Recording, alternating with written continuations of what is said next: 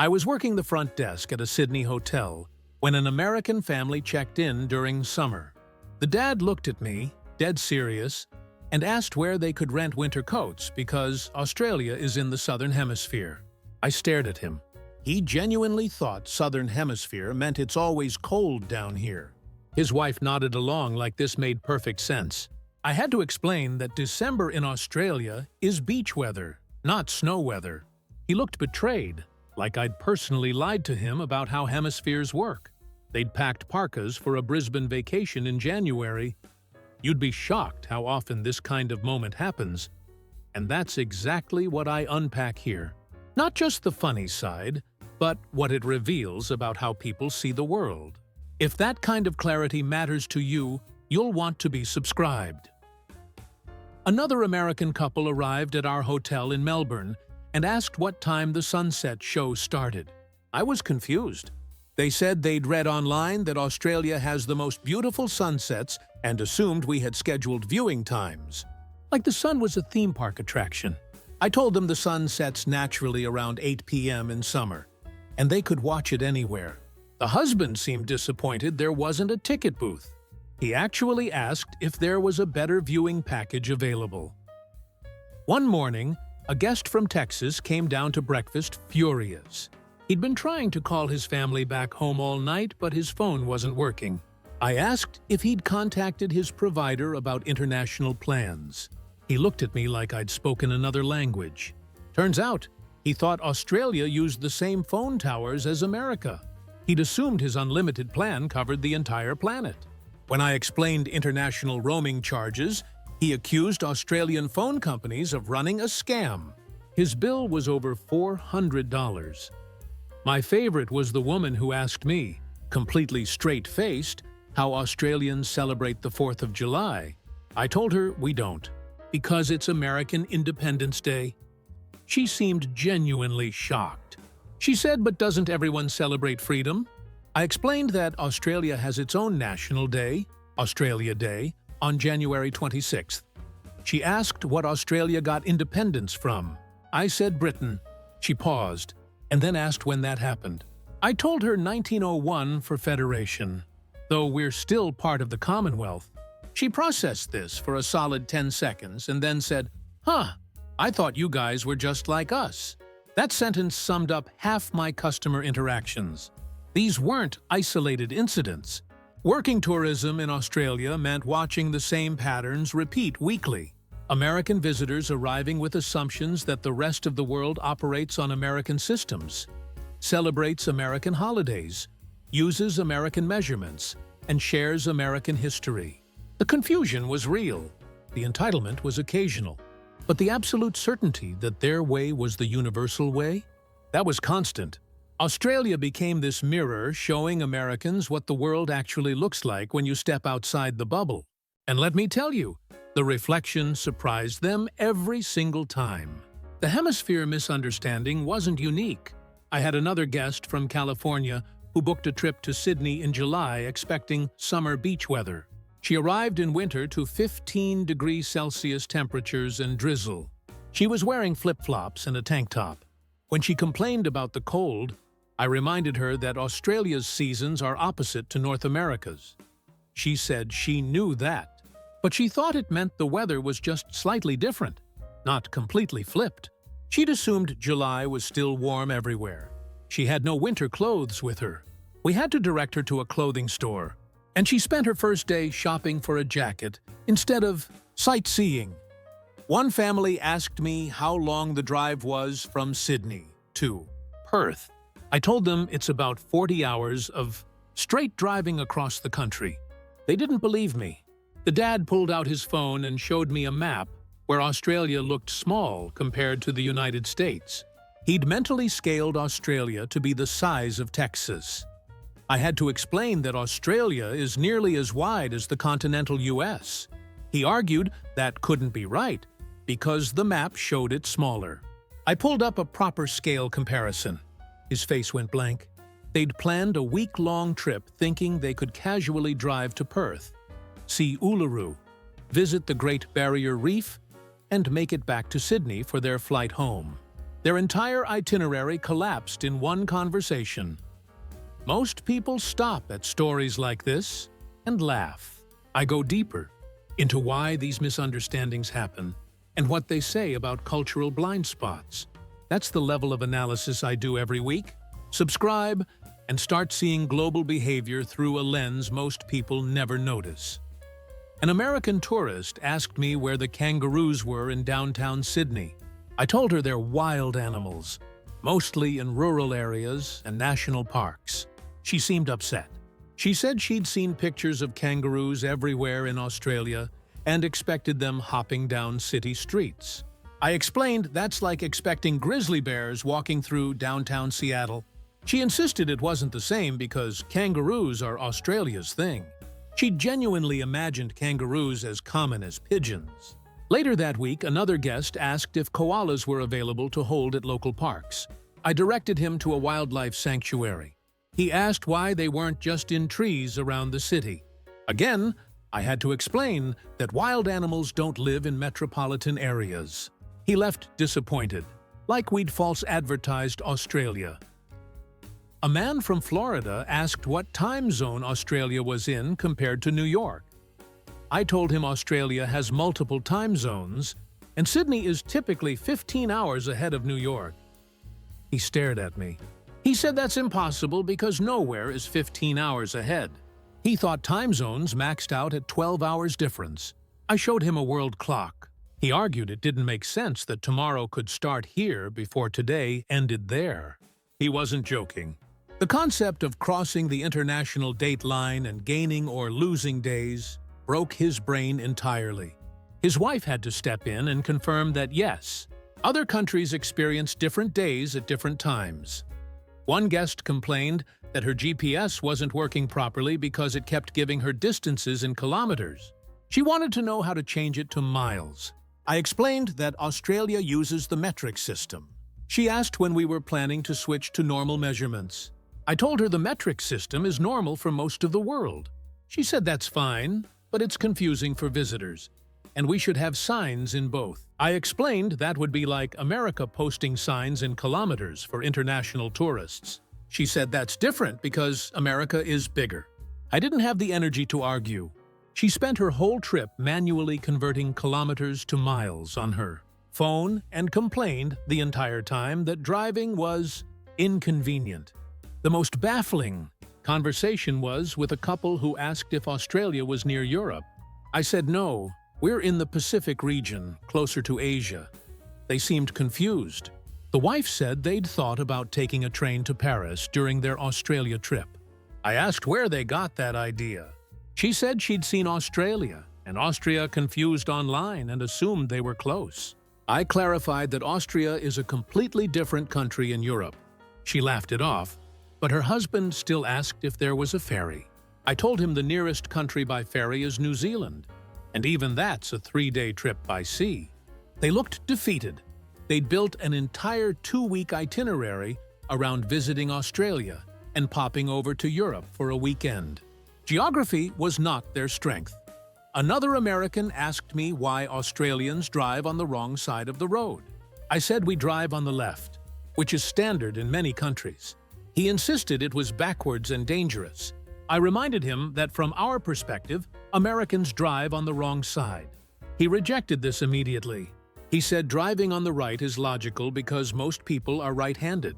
I told him that's not how road systems are designed, and that over 70 countries drive on the left. He called it stubbornness and said we should switch to make things easier for tourists.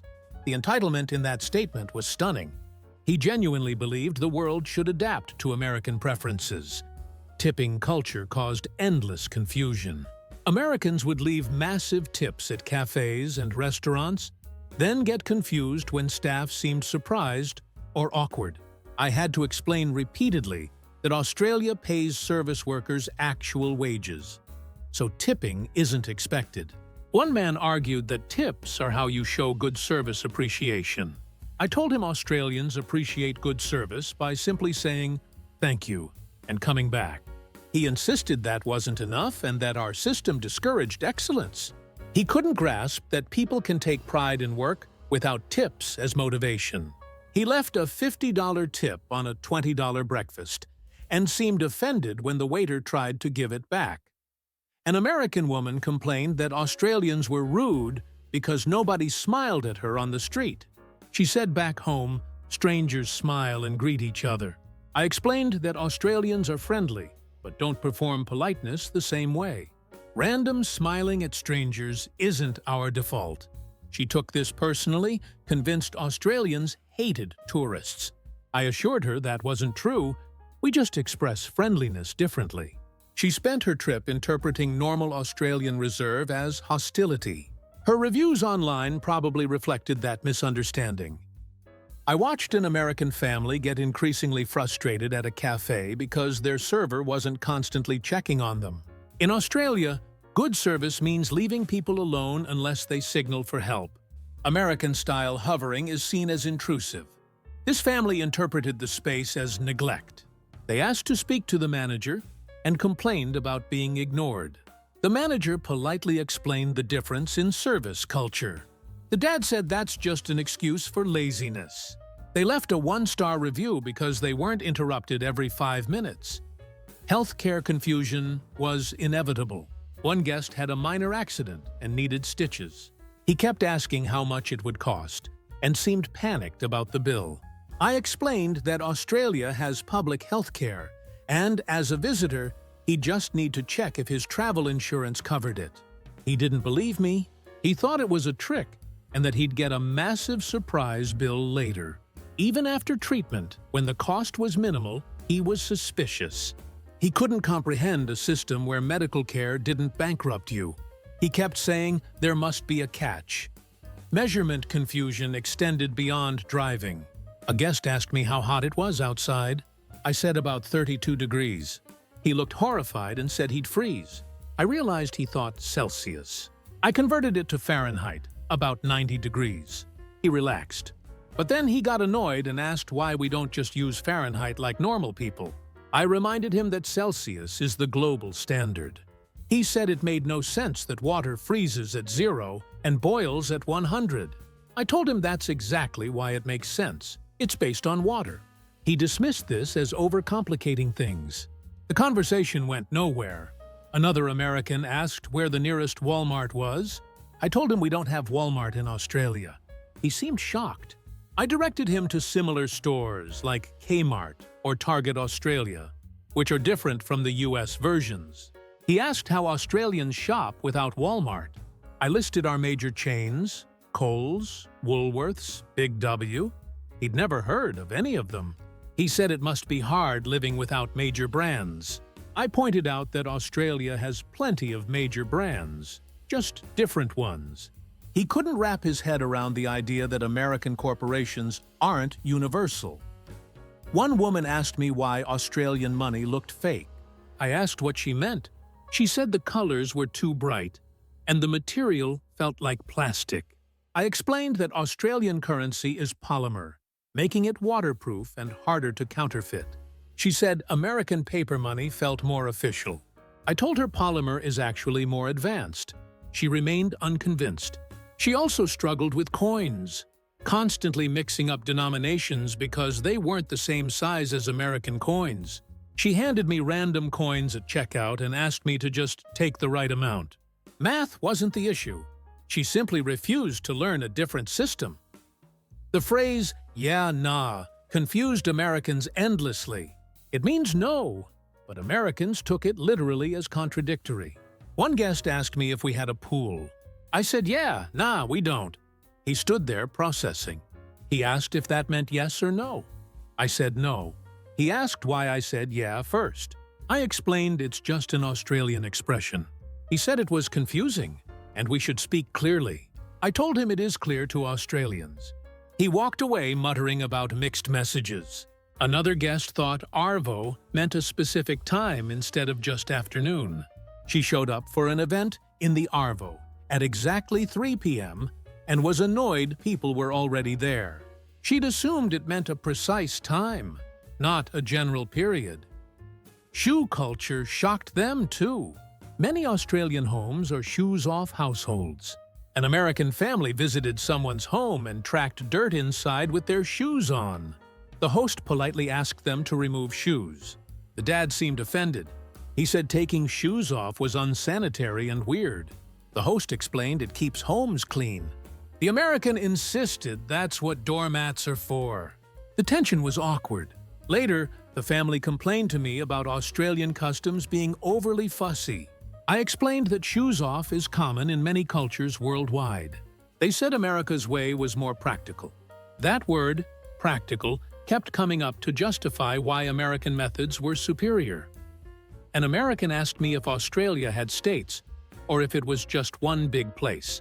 I told him we have 6 states and 2 territories. He seemed surprised. He asked if they had different laws. I said yes, similar to the US. He said he'd assumed Australia was too small for states. I reminded him that Australia is nearly the size of the continental United States.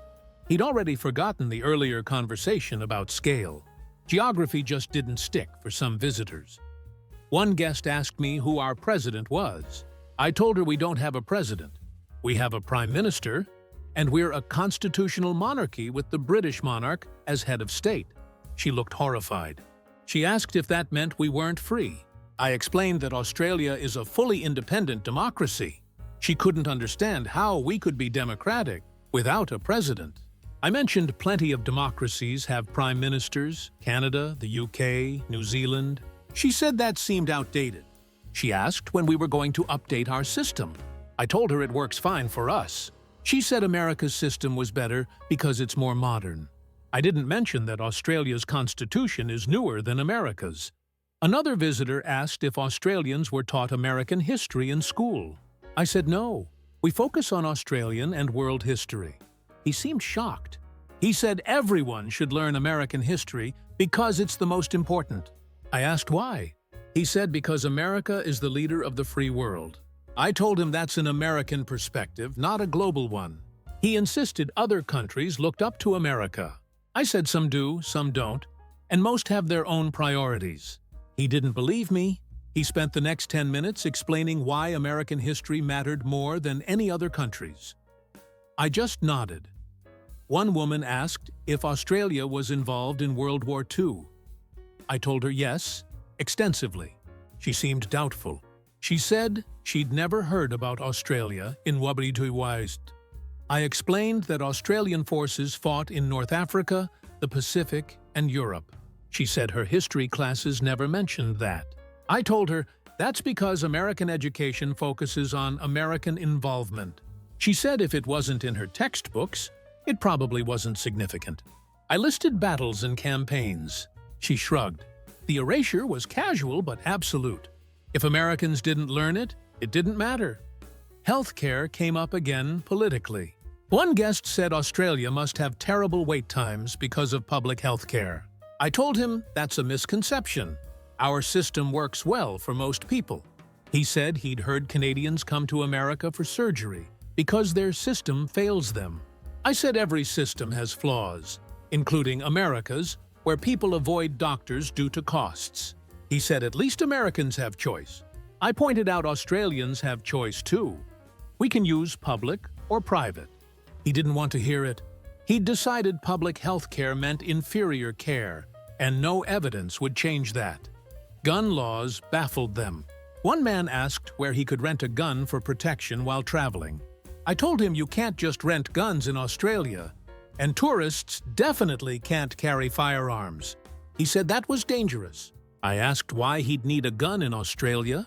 He said for self-defense. I told him Australia has low violent crime rates. He insisted everywhere is dangerous without guns.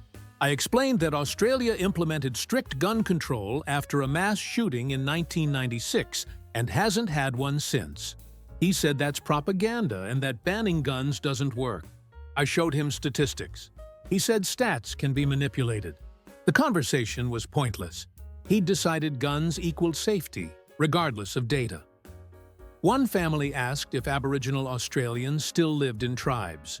I explained that Aboriginal people are modern Australians with the oldest continuous culture on Earth, living in cities, towns, and communities like everyone else. The mom seemed disappointed.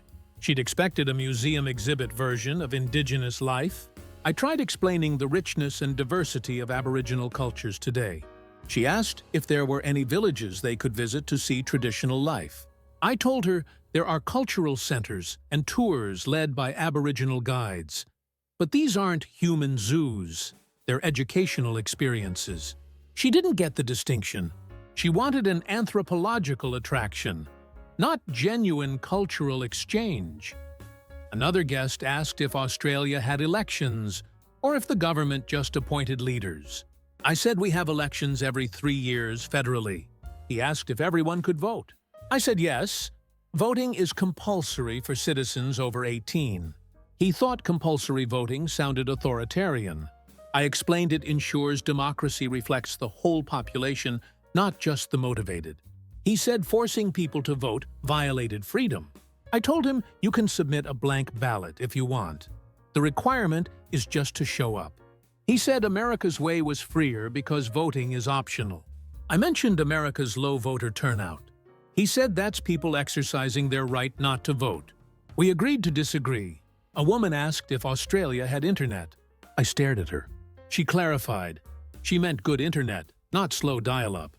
I told her yes, Australia has modern internet infrastructure. She seemed relieved. She'd genuinely worried she'd be offline for 2 weeks. Another guest asked if we had Netflix. I said yes. He asked if it had the same shows. I said mostly, but regional licensing varies. He seemed annoyed that global services aren't identical everywhere. The assumption that American access is universal access came up constantly. The most telling moment was when a guest said he was surprised Australia was so developed. I asked what he expected. He said he thought it would be more rural and rough. I reminded him that Australia has major cities: Sydney, Melbourne, Brisbane. He said he knew that, but he still pictured it as frontier-like. I asked why. He couldn't articulate it. Just a vague sense that anywhere outside America was less advanced. That assumption, that America represents peak civilization, underpinned so many interactions. It wasn't malicious. It was just ignorance baked into their worldview from childhood. My last week at the hotel, an American couple checked out and thanked me for being patient. The wife said she realized how much they didn't know before coming. She admitted they'd made assumptions and felt embarrassed looking back. Her husband agreed. He said travel was humbling. They'd expected Australia to feel like an extension of America. English-speaking, Western, familiar. Instead, they found a country with its own identity, systems, and culture. The experience changed them, but they were the exception. Most visitors left without that reflection. They'd navigate Australia through an American lens the entire time, frustrated when things didn't match their expectations. They'd complain about metric measurements, different outlets, unfamiliar brands, and alternate customs. They'd post reviews calling Australia difficult or backwards instead of recognizing they were the foreigners struggling to adapt. The lack of self-awareness was staggering. I remember one final interaction. A guest asked me if Australians wished they were American. I laughed. He was serious. I told him no, Australians are proud to be Australian. He said, but wouldn't it be easier to just be part of America? I asked why we'd want that. He said because America has everything. I told him Australia has everything too, just differently. He couldn't comprehend that other countries don't aspire to be America. That conversation stuck with me because it captured the whole issue. Not hostility, not rudeness, just a deep, unshakable belief that American ways are default, and everywhere else is a deviation. Australia exposed these mindsets constantly because we're similar enough to America that visitors expect sameness, but different enough that the gaps become obvious. The language is shared, but the culture isn't. The systems look familiar, but function differently. The history overlaps in places, but diverges in critical ways. And when Americans encounter those differences, the response isn't always curiosity. Often it's defensiveness, a doubling down on American methods being correct, practical, superior. Not every American tourist fit this pattern. Plenty arrived curious, open-minded, and eager to learn. They asked questions genuinely, listened to answers, and adapted quickly. They left with broader perspectives and appreciation for how big the world actually is. But the ones who didn't? They stayed locked in their assumptions, treating Australia like a theme park version of America with weird rules. The stories never stopped coming. Every shift brought new confusion, new clashes, new moments where American certainty met Australian reality. And every time I was reminded that the biggest barrier to understanding the world isn't language or distance. It's the belief that your way is the only way. Australia held up the mirror. Whether Americans looked into it and saw themselves clearly, that depended entirely on whether they were willing to see. If this made you look at travel or people a little differently, that's exactly what this channel is built for. Subscribe and keep seeing the world the way most never do. With context, not assumptions.